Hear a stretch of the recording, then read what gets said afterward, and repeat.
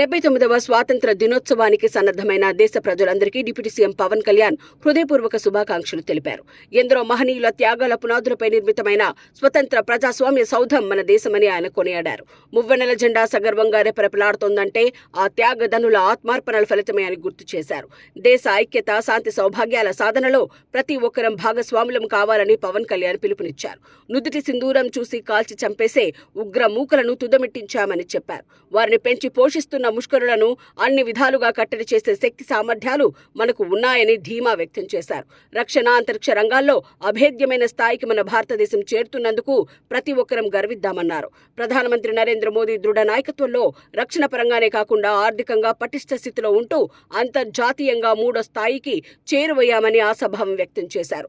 దేశ సమగ్రత, సార్వభౌమత్యానికి ఎట్టి పరిస్థితుల్లో భంగం కలగకుండా ఒకే తాటిపై ఉండటం మన బాధ్యత అని పవన్ కళ్యాణ్ ఉద్ఘాటించారు.